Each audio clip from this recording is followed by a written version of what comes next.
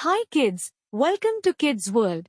Haunted Woods ವಿಲಕ್ಷಣ ಹಳ್ಳಿಯ ಹೊರವಲಯದಲ್ಲಿ ಹಾಂಟೆಡ್ ವುಡ್ಸ್ ಎಂದು ಕರೆಯಲ್ಪಡುವ ಗಾಢವಾದ ಮತ್ತು ನಿಗೂಢವಾದ ಕಾಡು ಇತ್ತು.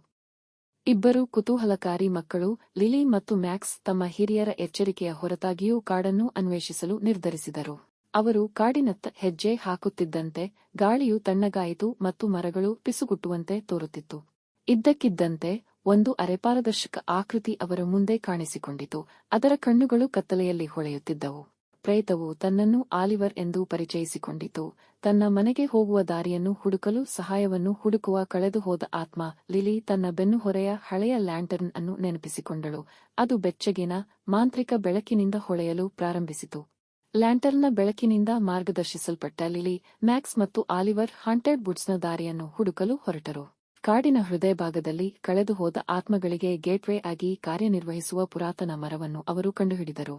ಅವನ ಕಣ್ಣುಗಳಲ್ಲಿ ಕಣ್ಣೀರಿನೊಂದಿಗೆ ಆಲಿವರ್ ಮಕ್ಕಳಿಗೆ ಧನ್ಯವಾದಗಳನ್ನು ಅರ್ಪಿಸಿದನು ಮತ್ತು ಗೇಟ್ವೇ ಮೂಲಕ ಹೆಜ್ಜೆ ಹಾಕಿದನು. ಅಂತಿಮವಾಗಿ ತನ್ನ ಮನೆಯ ದಾರಿಯನ್ನು ಕಂಡುಕೊಂಡನು. ಬೆಳಗಾಗುತ್ತಿದ್ದಂತೆ ಲಿಲಿ ಮತ್ತು ಮ್ಯಾಕ್ಸ್ ಕಾಡಿನಿಂದ ಹೊರಹೊಮ್ಮಿದರು. ಹಾಂಟೆಡ್ ವುಡ್ಸ್ನಲ್ಲಿ ಅವರ ಸಾಹಸದಿಂದ ಶಾಶ್ವತವಾಗಿ ಬದಲಾಯಿತು. Thanks for watching. Please like, share and subscribe for more such videos.